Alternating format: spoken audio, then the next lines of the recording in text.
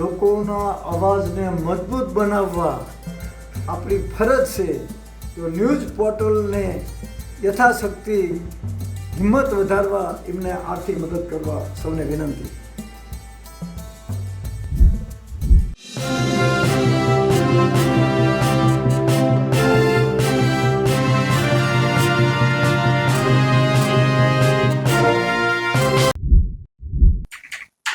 જે રીતે દિલ્હીના જંતર મંતર ઉપર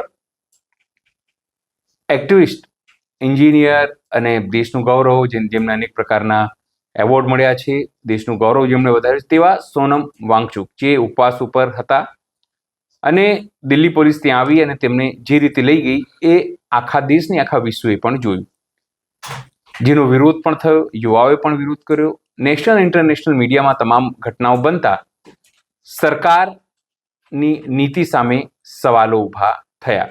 ગુજરાતમાં પણ તેના પડઘા પડ્યા છે અને ગુજરાતમાં પણ સોશિયલ મીડિયા કો, યુવાનો કો, એક વાત લોકોના મનમાં છે કે આવું ના હોય, સાવ આવું. પણ દિલ્હી પોલીસનો પોતાનો તર્ક છે કે જે રીતે તેઓ ઉપવાસ આંદોલન કરી રહ્યા હતા એનાથી તેમની તબિયત વધારે લથડત, તેમનું મૃત્યુ થવાની સંભાવના હતી. એટલા માટે દિલ્હી હાઈકોર્ટના આદેશથી તેમની સાથે તેમને હોસ્પિટલ લઈ જવામાં આવ્યા છે. અનેક પ્રકારના વિવાદો છે. ત્યારે આપણી સાથે ગુજરાતના સામાજિક આગેવાન, ખેડૂત આગેવાન ભરતસિંહ ઝાલા છે. આપણે એમની સાથે વાત કરીશું. નમસ્કાર, હું છું ચિંતામણી પુતેલ પટેલ. સ્વાગત છે આપનું અમારા કાર્યક્રમમાં. સીધી રીતે વાત કરીશું ભરતસિંહ જોડે. ભરતસિંહ, આપ શું કહેશો? જે રીતે કાલ અર્લી મોર્નિંગ સવારમાં સાદા ડ્રેસમાં પોલીસને જોવું અને ત્યાં તમામ લોકોને, કારણ કે અર્લી મોર્નિંગ એટલા માટે કે છોકરાઓ પ્રિપેર ના હોય, તૈયાર ના હોય, એમની આસપાસના જે પણ લોકો હોય, અને પોલીસ કાપડ ઢાંકીને એમને જે રીતે લઈ ગઈ ત્યાં, અને પાછું એમણે કીધું કે દિલ્હી હાઈકોર્ટનો જે આદેશ હતો એમની તબિયત ના બગડે એના માટે લઈ જવામાં આવ્યું હતું. પણ આખી ઘટનાક્રમની આપણે વાત કરીએ તો જે મુદ્દો, જે વિષય કે ભાઈ શેના માટે સોનમ વાંગચુક ઉપવાસ પર ઉતર્યા છે અથવા ઉતર્યા હતા, એમનો પોતાનો વ્યક્તિગત તો કોઈ મુશ્કેલી છે નહીં એમને. આટલો મોટો એન્જિનિયર વ્યક્તિ જે દેશ માટે અલગ પ્રકારની પેટન્ટ કરી ચૂક્યો છે. મોટી વાત એ છે કે આર્મી માટે એણે અલગ અલગ પ્રકારના સંશોધનો કર્યા છે જેથી એ ઉપર જઈને કરી શકે. છતાં એની પહેલા એને એક વખત NSA માં નાખવામાં આવ્યું અને ફરીથી આ રીતે પકડવામાં આવે છે. લોકોના મનમાં એક વાત એવું જાય છે કે શું આ દેશમાં લોકો માટે અવાજ ઉઠાવવા માટે ઉપવાસ આંદોલન કરવું બી ગુનો છે, અથવા તો સરકારને કંઈક પડી નથી? એક મેસેજ એવું જાય છે. તમને શું લાગે છે? નમસ્કાર સાથીઓ. આ દેશમાં નૈતિક મૂલ્યો અને ખાસ કરીને યુવાનોની શિક્ષણ વ્યવસ્થા, અને એમાં પણ નેટ જેવી મહેનત કરીને જે યુવાનો લેખિત પરીક્ષા આપતા હોય અને એમનું સપના હોય કે અમે સારા માર્ક્સ મેળવી નેટની પરીક્ષા આપી અને ભારત દેશનું, ગામનું, રાજ્યનું, તાલુકાનું અને પોતાનું આગળ ગૌરવ વધાર્યું. એવામાં જ્યારે પેપર ફૂટી જાય અને અબજો શિક્ષિત યુવાનોને જ્યારે અન્યાય થાય, એની સામે જ્યારે કોઈ બોલતું નથી, એવામાં આવા મહાન વૈજ્ઞાનિકે એક એની પોતાની હિંમત રાખી અને શિક્ષણ વ્યવસ્થામાં ઈમાનદારી લાવવા ઉપવાસ ઉપર બેઠા. એ ઉપવાસ બેઠા એના પછી માનનીય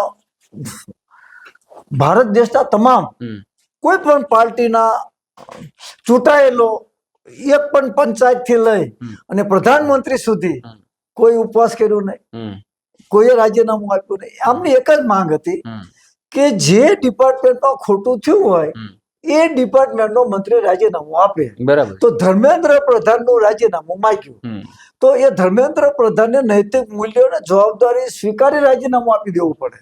પણ એના માટે નીટના પેપર ફોડવા વાળાને સજા ન કરી, પરંતુ જે માણસ નૈતિક મૂલ્યો સાથે દિલ્હી યુવાનોને ન્યાય અપાવવા માટે ઉપવાસ બેઠો છે એને કફન ઢાંકવામાં આવે છે. અને કફન ઢાંકી અને દેશને કહેવામાં આવે છે, એને એવું દેખાવ કરશે કે અમે એને કઈ ક્યાંય કરતા અત્યાચાર નથી કરતા. પણ સૂરજ કોઈ દી છાબડે ઢાંક્યો રહ્યા નહીં. અત્યારે સ્પષ્ટ માંગ ઉઠી થઈ છે કે ધર્મેન્દ્ર પ્રધાન નહીં, પણ નરેન્દ્રભાઈ મોદી રાજીનામું આપ્યું. મારા મત પ્રમાણે આપણા ગુજરાતમાં આવું ક્યારનું ચાલે છે. મને સાંભળે છે ત્યાં સુધી લગભગ હવે તો બીજા ત્રીજા ધોરણના ક્યાં પેપરો ફૂટી જાય છે. સ્કૂલના બીજા ત્રીજા ધોરણ પેપર ફૂટી જાય છે.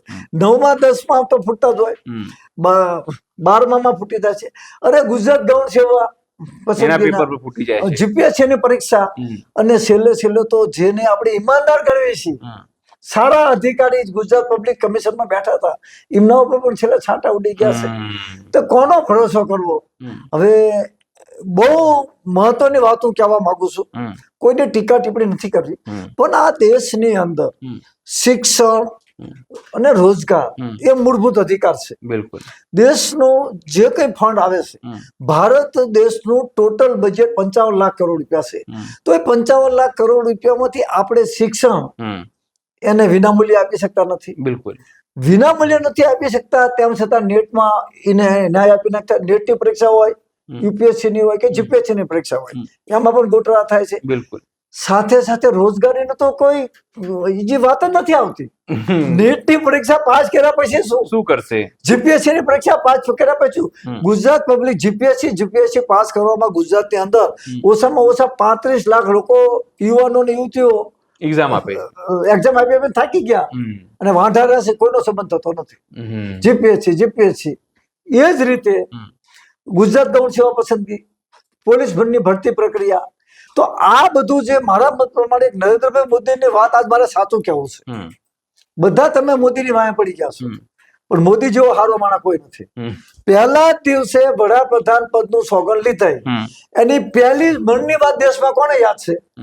રવિવારમાં પહેલી જ મનની વાત નરેન્દ્રભાઈ મોદીએ કીધી હતી કે इस देश की ऐसी व्यवस्था होनी चाहिए बिना इंटरव्यू देश के सभी शिक्षित युवाओं को रोजगार मिलना चाहिए. બિલકુલ. કેટલી મહાન વાત હતી. તમારે ઇન્ટરવ્યુ નહીં દેવાનું, તમારે ભરતીમાં નહીં જવાનું, પરીક્ષા નહીં દેવાનું, અને તમને લાયકાત પ્રમાણે નોકરી મળી જાય એવી વ્યવસ્થા હોવી જોઈએ.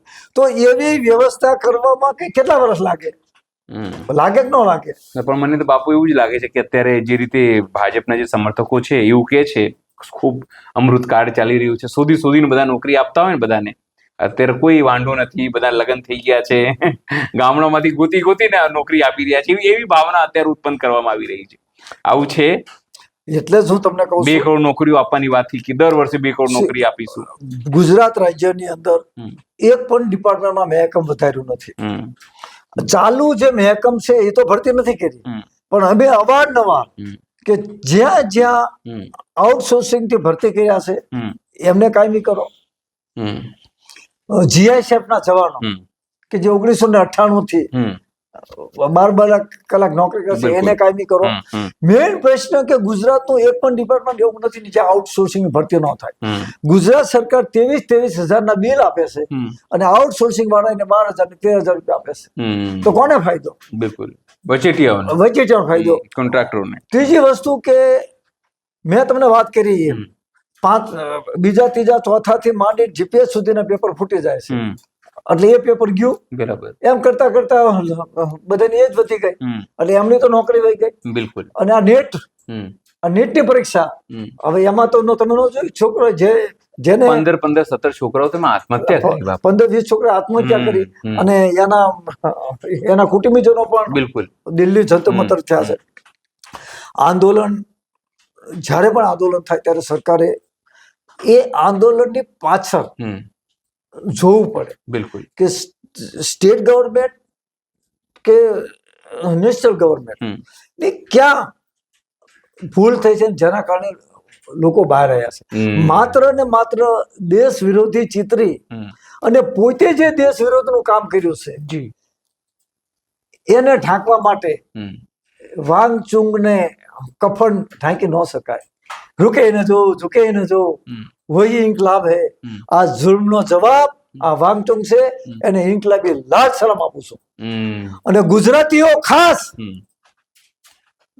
બેરોજગાર યુવાનો, તમે પરીક્ષા આપીને થાક્યા, જીપીએસસી, ગુજરાત ગૌણ સેવા, પોલીસ દોડીને થાક્યા, પણ તમને નોકરી નથી મળતી. એનું કારણ સરકારની યોગ્ય ભરતી પ્રક્રિયામાં ખામી.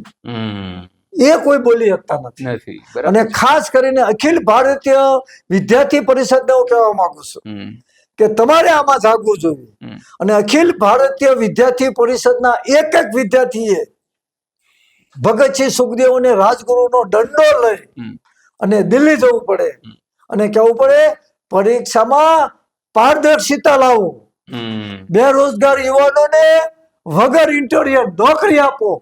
જો સાચા અર્થમાં રાષ્ટ્રભક્તિ અને દેશભક્તિ હોય તો શાખાના એક ટીચરે, RSS ની શાખાના એક ટીચરે જો નૈતિક મૂલ્ય સાથે RSS નો જોડાયા હોય તો એમને સવારથી જ તે એ દંડા સાથે, હવે તો ચડી નીકળી ગઈ, પેન્ટ સાથે અને વાટ શાર્ટ સાથે જંતર મંતર પહોંચવું જોઈએ જો સાચા અર્થમાં દેશભક્ત હોય તો. પણ એ ક્યાં દેશભક્ત છે? કોંગ્રેસ આરોપ લગાવે છે, આની પુસ્તકો એવી છે કે RSS જાસૂસી કરતો હતો અંગ્રેજોનું. પણ હવે અત્યારે હવે જે લોકો ઉપર આરોપ લાગ્યા હતા કે જે લોકોએ હત્યા કરી છે, જેના ઉપર સરદાર વલ્લભભાઈ પટેલે બેન પણ લગાવી હતું એક સમયે, એ જ લોકો અત્યારે સરદાર વલ્લભભાઈ પટેલને આગળ લઈને દોડી રહ્યા છે અને દેશભક્તિની વાતો કરી રહ્યા છે, સાંસ્કૃતિક સંસ્થાઓની વાતો કરી રહ્યા છે, રાષ્ટ્રભક્તિની વાતો કરી રહ્યા છે. પણ તમે ABVP ની વાતો કરી, પણ ABVP તો પોતે RSS ની શાખા છે, પાંખ છે. ભારતીય જનતા પાર્ટી જે સરકારમાં છે એની પાંખ છે, એના યુવા સમજો સ્ટુડન્ટ પાંખ છે, વિદ્યાર્થી પાંખ છે. તો એ રીતે કઈ બોલે, એ કઈ રીતે બોલી શકે? એ મને નહીં લાગતું એ કંઈક બોલે. એમનો ગમે તે કહો, ભારતની અંદર ડાબેરીઓને ખતમ કરી દીધા, કોંગ્રેસ ખતમ થઈ ગઈ, સામાજિક કાર્યકરો પણ ખતમ થઈ ગયા.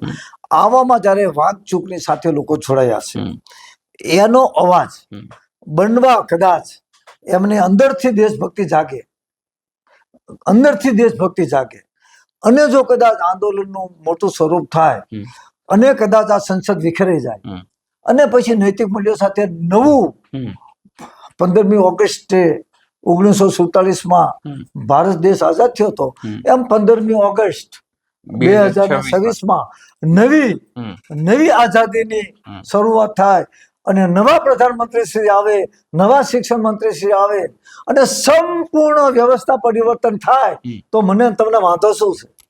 હું તમને કહું, તમે વાત તદ્દન સાચી, પણ આપણે શું કરો? વડાપ્રધાનને બદલવું છે, સીધા શિક્ષણ મંત્રી વિચારને હા, એટલે શિક્ષણ મંત્રી બદલતા હોય તો. પણ તમને શું લાગે છે કે વડાપ્રધાન નરેન્દ્ર મોદી કેમ ધર્મેન્દ્ર પ્રધાન નહીં બદલતા હોય? એક નાની તો માંગ છે કે ભાઈ એની પહેલા પણ નીટની એક્ઝામ છે, પેપર લીક થઈ જાય, આ વારંવાર લીક થઈ જાય છે. ધર્મેન્દ્ર પ્રધાન જે છે અથવા એની ટીમ છે એ કંટ્રોલ નથી કરી રહી. તમને જો તમે નિષ્ફળ હો તો સ્વાભાવિક તમારે જાતે છોડી દેવું જોઈએ. હવે તમે ના છોડતા તો તમારા મુખિયા એટલે કે જે વડાપ્રધાન નરેન્દ્ર મોદી એમને હાંકી ના કાઢવા જોઈએ, હોય તો નીકળ, હવે હું બીજાનો કાબેલ વ્યક્તિને લાવીશ. એ એમનું ગમે ત્યાં શર્ટનું બીજું બટન ઊંધું વચાય ને એટલે બધા બટન ખોટા થાય. અત્યારે લોકસભાની અંદર આપણે બધાએ ભારતીય મતદારોએ શર્ટનું બીજું બટન ઊંધું લગાવ્યું છે ને એટલે જ આ બધી સમસ્યા છે. આ બધા બટન તોડવા પડશે અને કાં તો બધા બટન ખોલવા પડશે, ગ્રામ પંચાયત થી લઈ લોકસભા સુધી, અને પછી ફરીથી EVM હટી જાય અને શાંતિથી મતદારો પોતે મતદાન કરવા જાય અને તો સાચા અર્થમાં લોકશાહી છે. ભગતસિંહ કીધું તું એ આઝાદી જૂઠી હે, દૂસરા જંગ જરૂરી છે. આ આઝાદી જ ખોટી છે. એમાં મોદીનો શું વાંક અને કોંગ્રેસનો શું વાંક?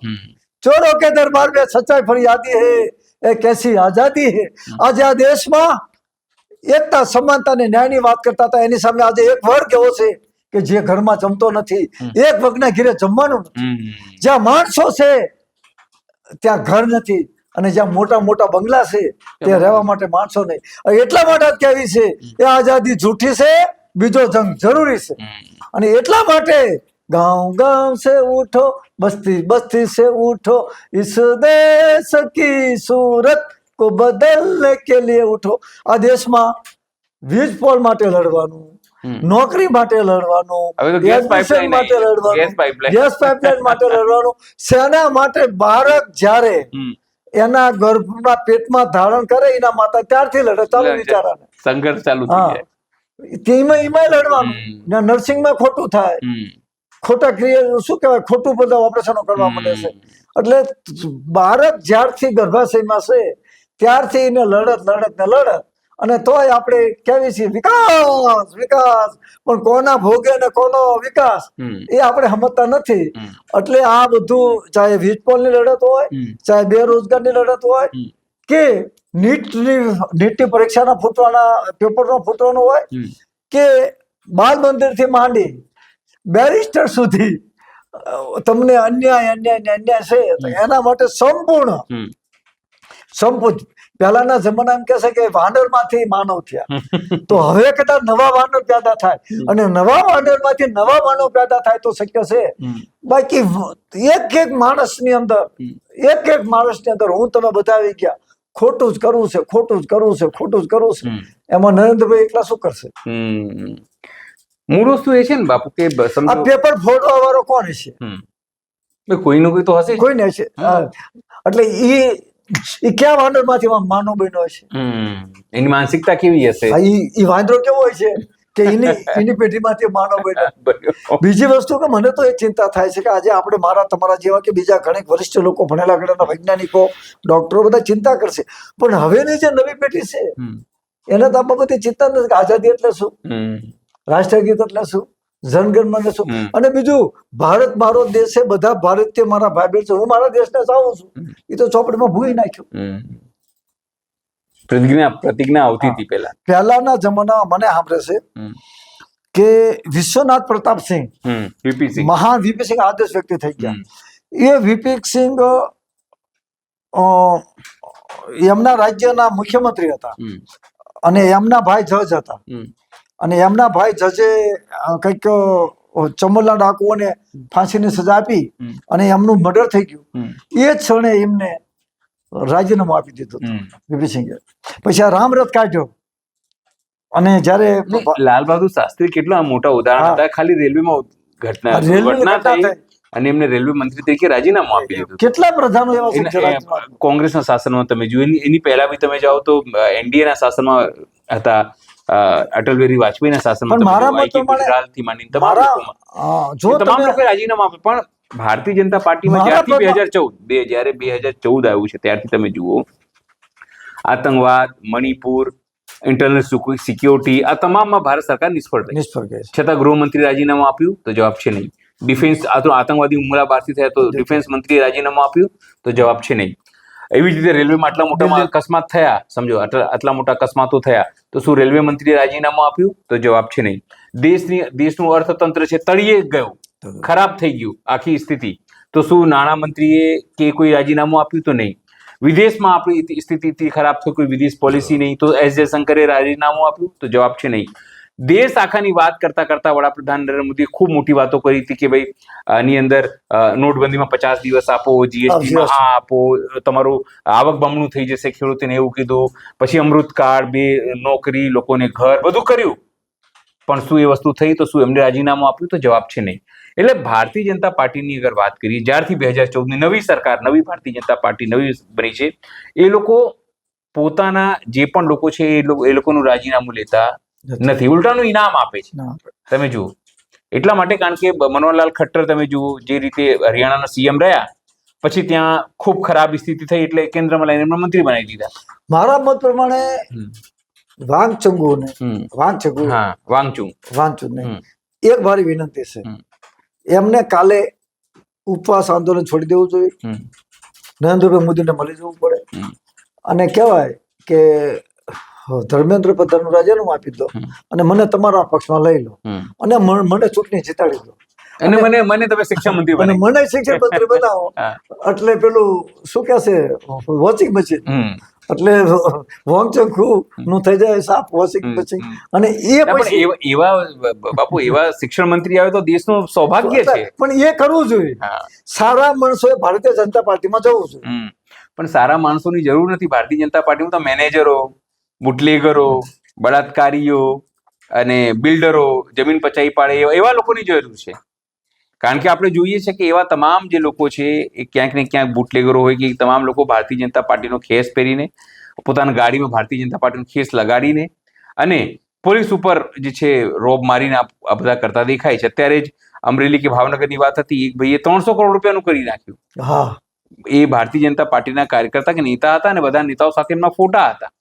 એટલે ભારતીય જનતા પાર્ટીની અંદર તમે વાત કરો તો આ પ્રકારની સ્થિતિ છે બાપુ અત્યારે. એના માટે બહુ ગ્રાસ રૂટ ઉપર સત્ય હકીકત લોકો સુધી બહાર લાવવી પડશે. આ મનરેગામાં પૈસા ખાઈ ગયા બચુભાઈ ખાબડના દીકરાઓને બધા, છતાં એમને કાઢ્યો નહીં. તમે વિચાર કરો. જમીનનું કૌભાંડ આવ્યું. હા, જમીનનું કૌભાંડ, બિલકુલ. રમણભાઈ વાળા, હા, રમણ વોરાનું તમે જુઓ, ખેતીના કઈ પણ પાર્ટીએ એમને સસ્પેન્ડ કરવું કે ભારતીય જનતા પાર્ટી એમને હટાવવાનું કોઈ નિર્ણય ના કર્યો. એનું કારણ છે કે જ્યારે લગભગ 2003 થી 2005 ગાળામાં નરેન્દ્રભાઈ મોદીએ કેશુભાઈ પટેલને હટાયા, પછી ગોરધનભાઈ ઝડફિયા પાર્ટીમાં આવ્યા નહીં, અને એ વખતના જમાનામાં અમુક વિવાદિત મંત્રીઓના નામ આવ્યા હતા ગેરરીતિમાં. ત્યારે નરેન્દ્રભાઈ મોદી બોલ્યા હતા ખાતો નથી ને ખાવા દેતો નથી. એ વખતના કાળમાં જે 2005 નું ઇલેક્શન આવ્યું, ખાતો નથી ને ખાવા દેતો નથી, તે એમાં જે ખાતા હતા એ લોકોને પસંદ ન આવ્યું, અને નરેન્દ્રભાઈ મોદીએ પછી જેને ખાતા હતા એમને જ એમની આઠી થાળીમાં ખાવા માટે ટિકિટ આપવી પડી. એટલે એમને થયું કે સોસાયટી ઈમાનદાર લોકોને ચૂંટીને નહીં મોકલે, અને બેઈમાનો જે ખાતા એ છે અને ખાવા દેતા છે. ત્યાર પછી નરેન્દ્રભાઈ મોદીએ સૌનો સાથ સૌનો વિકાસ ક્યારે લાવ્યો કે એમના મંત્રીમંડળમાં ગુજરાતમાં ખાવા વાળા અને ખાવા દેતા વાળા મોટો બોરો વર્ગ આવી ગયો, અને ગ્રામ પંચાયત થી માંડીને છેક સુધી ધીરે ધીરે ધીરે ધીરે ધીરે, અને તમે વિચાર કરો, હવે ટોકીસ તમને છેક સુધી દેશ એક ટોકીસ. તમે કીધું ને ખાતો નથી ને ખાવા દેતો નથી, તો કાલે અમે લોકો મોરબીમાં હતા, ત્યાં ખેડૂત નેતા એવું કીધું કે ભાઈ મોદી સાહેબ કહેતા કે ખાતો નથી ને ખાવા દેતો નથી. તેમણે કીધું કે ભણનાર દીકરા, તે તો અમારી જોડે કઈ વધવાય દેતો નથી, તું હવે દેતો નથી એવું કીધું, હવે વધવાય દેતો નથી અમારી પાસે. એટલે એ મૂળ વસ્તુ એ છે કે ખાતો નથી, ખાવા દેતો નથી, સબકા સાથ સબકા વિકાસ. પણ હજુ જે સ્થિતિ એ છે બાપુ ગુજરાતની અંદર, દેશની અંદર, કે સિરિયસલી લોકો બહુ પરેશાન છે. કારણ કે હું તો ખેડૂત આંદોલન, તમે બી આપણી સાથે સાથે ગયા છીએ, એ લોકો જે જગ્યાએ ભારતીય જનતા પાર્ટીના લોકો જીતે છે ત્યાં પણ લોકો નારાજ છે. એવું નથી કે બધા ખુશ છે. આખા દેશમાં અને ખાસ કરીને ગુજરાતમાં ગામથી ગાંધીનગર સુધી બધા નારાજ છે, પણ ગુજરાતની મોટામાં મોટી એક નિષ્ફળતા છે કે ગુજરાતની અંદર કોઈ પણ આંદોલન ચાલે છે તો એ આંદોલન પાછળ સેંકડો લોકો, કરોડો લોકો ઘર બહાર નીકળવા જોઈએ, એ નીકળતા નથી. ના, પણ હું બાપુ જેમ કે પાટીદાર અનામત આંદોલન, લાખો લોકો રસ્તા પર નીકળ્યા, પણ એનું પરિણામ શું? તો હાર્દિક પટેલ આટલા લોકો મરી ગયા, બસ સળગાવી, નેટબંધી, સરકારને ઉથલાવી, આનંદીબેન જતા રહ્યા. અત્યારે ચર્ચા થાય છે કે જનરલ ડાયર કોણ હતું જેને ગોલી ચલાવવાની વાતો કરી, નીતિનભાઈ કહે છે અમે નહોતા કીધા. હાર્દિક પટેલ જે છે એ ધારાસભ્ય થઈ ગયા, જે પાર્ટીને જનરલ ડાયર, ગાડો ને બધું કહેતા હતા, અને મારી માના સામે હું ક્યારે રાજનીતિ એ બધી વાતો કરતા હતા, આજે તે બીજેપીના ધારાસભ્ય થઈ ગયા છે. તો પછી કેમ લોકો આવા લોકો પર તકલીફ છે? જે નિષ્ફળતા થઈ ને લોકોને, એવી જ રીતે અલ્પેશ ઠાકોરની વાત કરી, ઠાકોર સેના બનાવીને આખા ગોળ ફર્યા, આજે એ પણ ભારતીય જનતા પાર્ટીમાં છે. એટલે જે યુવાનો ઉપર લોકોએ વિશ્વાસ કર્યા, યુવાનોએ વિશ્વાસ કર્યા, એટલે જે નેતાઓ ઉપર, યુવા નેતાઓ ઉપર, એ તમામ લોકોએ તો છેતર્યા છે લોકોને.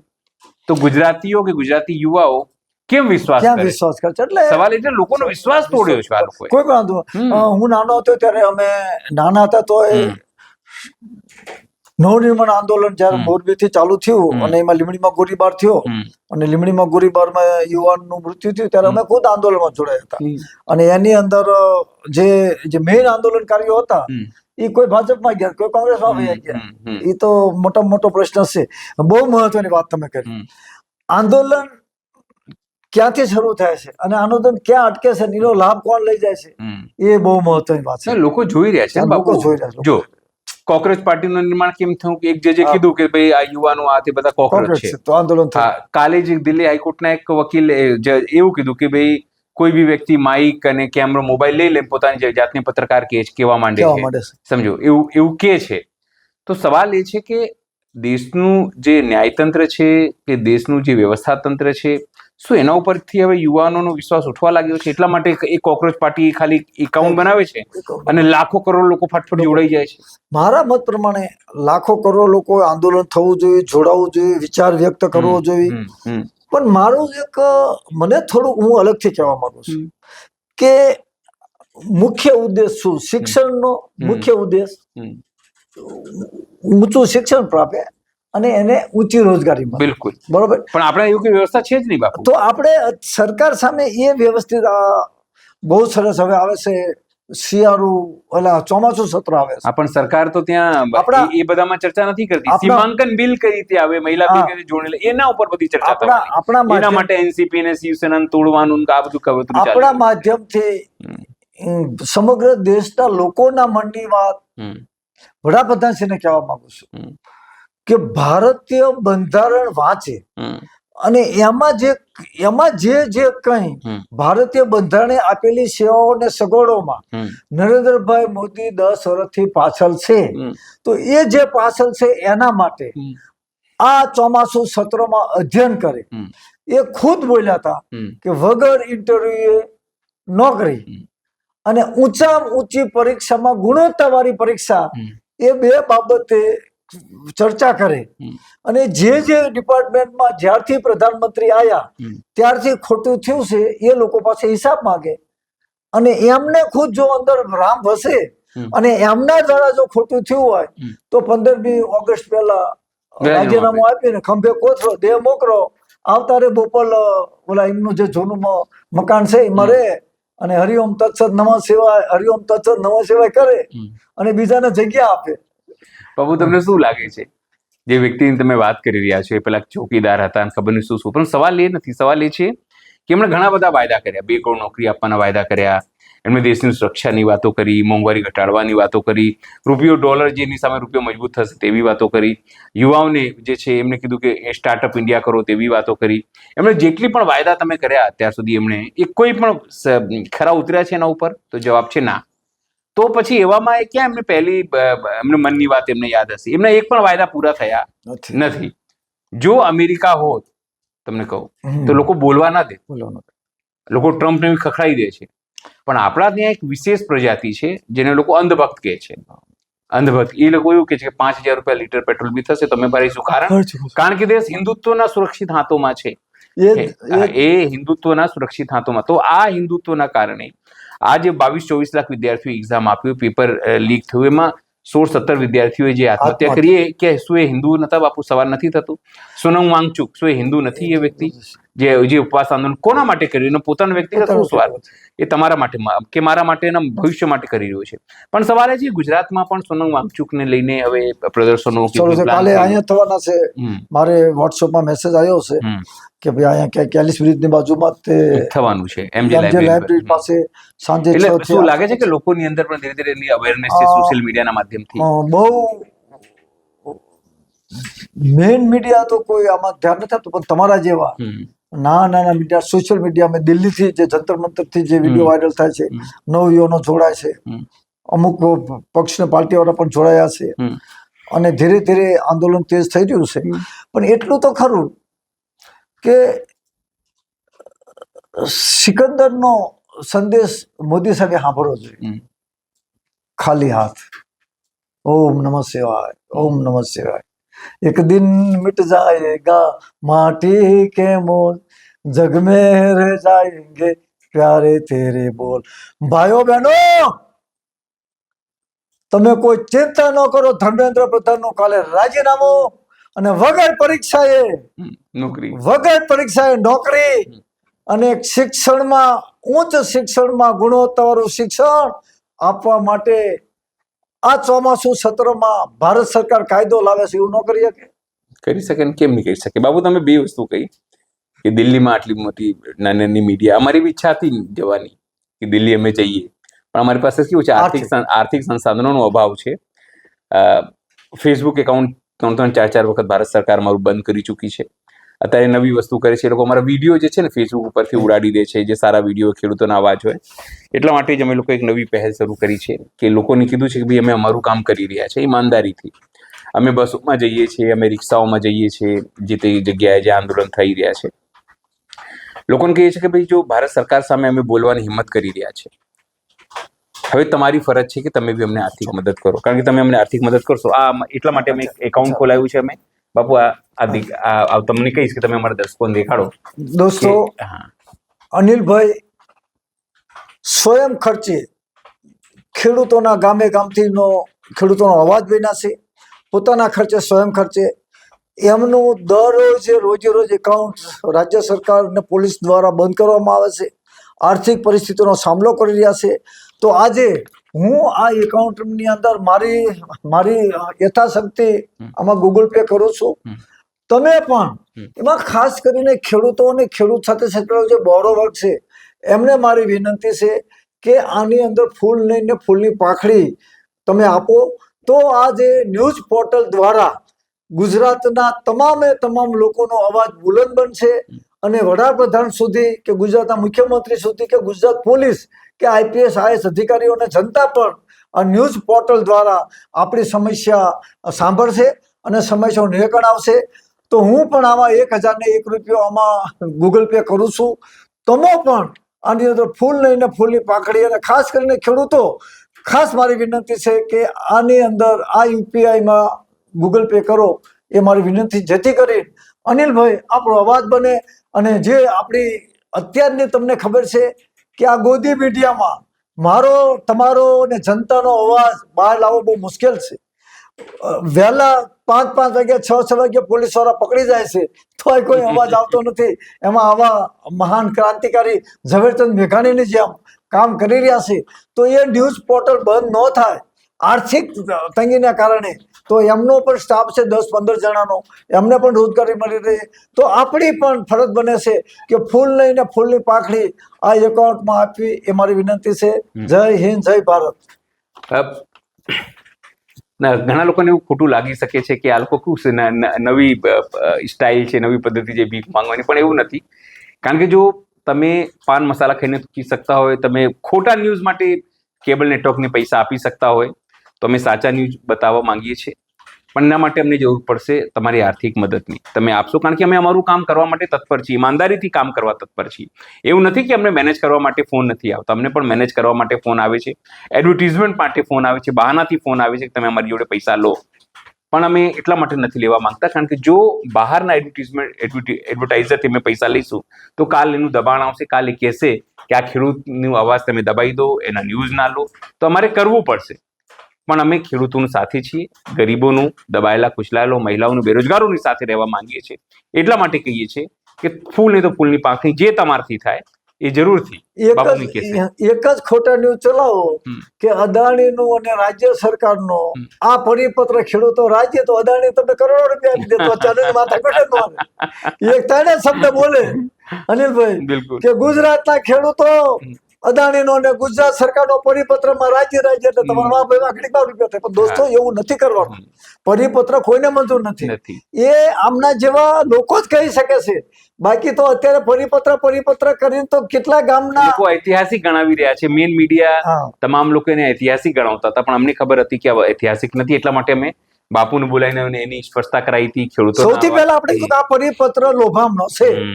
પરિપત્રમાં જંત્રીકો બજાર કિંમત કોણ નક્કી કરશે? MRC કરશે, અને MRC તમામે લોકો 1 કરોડ ને 92 લાખ રૂપિયા ધોલેરામાં કાલ દસ્તાવેજ થયો, તો ધોલેરાની બાજુની અંદર જે ગામમાં વીજ પોલ આવ્યા છે એને 1 કરોડ ને 92 લાખ ના 2 ડબલ એના પ્રમાણે પૈસા આપશે. એ તમે પૂછી જો અમદાવાદ કલેક્ટરને, તો ખબર પડે. બિલકુલ બિલકુલ. અને દોસ્તો, આ લડત મારી, તમારી ને આપણા સૌની છે. અને લડત લડવા માટે મહાત્મા ગાંધીને પણ પૈસાની જરૂર પડી હતી, ત્યારે અંબાલાલ સારાભાઈ આર્થિક મદદ કરી હતી. તો આપણે પણ ન્યૂઝ પોર્ટલ કે અન્ય જે નાના જે યુટ્યુબ ચેનલો કે ફેસબુક કે વોટરની અંદર કામ કરી રહ્યા છે, એવાને પણ ફૂલ લઈને ફૂલની પાંખડી આપણે આપવાની ફરજ છે. તો આની અંદર આજ સવાર સુધીમાં એમનું એકાઉન્ટ ભરી દો અને રૂપિયા કરી દો. આપણે પછી જો તમારે 2 કરોડ રૂપિયા થાંભલાના આવવાના છે, એમાંથી બીજા થોડા ઘણા આપજો. બરાબર, સ્વાભાવિક છે. બાપુએ ખૂબ સારી પ્રશંસા કરી છે એમના મુજબ. મૂળ વસ્તુ એ કે અમે એક સારા ઉદ્દેશ્ય માટે કામ કરી રહ્યા છીએ. અમારી નાની ટીમ છે એ ખૂબ સારા ઉદ્દેશ્ય માટે કામ કરી રહી છે, તમારા માટે કામ કરી રહી છે. એટલે હું કહું છું વારંવાર કે અમે અમારું કામ કરી રહ્યા છીએ, પણ અમારું કામ કરવા માટે જો તમે આર્થિક મદદ કરશો તો અમે કન્ટિન્યુ એ વસ્તુને કરી શકીશું ને કોઈની સામે ઝૂકીશું નહીં. આમાંય ઝૂકતા નથી, પણ સંસ્થા અમારી બંધ ન થાય. અમારું કામ, કારણ કે આર્થિક દ્રષ્ટિથી પરિવાર ચલાવવાનું હોય તમામને, એ કમસે કમ અમારું ન થાય. બેઝિક નીડ છે એ કમસે કમ અમારું બંધ ન થાય, અને એના માટે અમે અપીલ કરી રહ્યા છીએ. તમે એને ખોટી રીતે ના લેતા, કારણ કે ઘણા લોકો કહેશે કે આ લોકો તો જો આ ભીખ માંગી રહ્યા છે, આ કરે, પણ એવી વસ્તુ નથી. તમારી આર્થિક મદદથી જ અમે ચાલવા માંગીએ છીએ, જેથી તમારો જે વિશ્વાસ છે અમારો પર રહે અને અમારો જે કામ કરવાની ધગસ છે એ અમને જે અમારું જળવાયું રહે. તો આજની જે ચર્ચા હતી સોનમ વાંગચુક વ્યવસ્થાઓ દેશની સ્થિતિ ઉપર હતી, અને ગુજરાતમાં પણ સોનમ વાંગચુકને લઈને સોશિયલ મીડિયા ઉપર લોકો લખી રહ્યા છે, બોલી રહ્યા છે. એમને લઈને યુવાઓમાં એક પીડા છે, યુવાઓમાં એક આક્રોશ પણ છે. નાના નાના જે પ્રોટેસ્ટ છે એ પણ ગુજરાતની અંદર શરૂ થઈ ગયા છે. જરૂર છે કે હવે લોકો મન બનાવે અને બોલી શકે સાચું શું છે, ખોટું શું છે. આપણે કોઈ પાર્ટીના પ્રશંસક હોઈ શકીએ છીએ, પણ આપણને લાગે કે આ ભવિષ્ય માટે સારું નથી તો જરૂરથી બોલવું જોઈએ. અને સોનમ વાંગચુક જે છે એ જે છે એ વાતના એક પ્રતીક છે કે એમનો જીવનો જોખમ છે, છતાં એ તમામ વસ્તુઓ કરી રહ્યા છે. પણ હવે હું હંમેશા કહું છું એ લોકો તો કામ કરી રહ્યા છે, પણ આપણે શું કરી રહ્યા છે આપણા ભવિષ્ય માટે એ મહત્વપૂર્ણ છે. અત્યારે માટે બસ આટલું જ. નમસ્કાર. નમસ્કાર.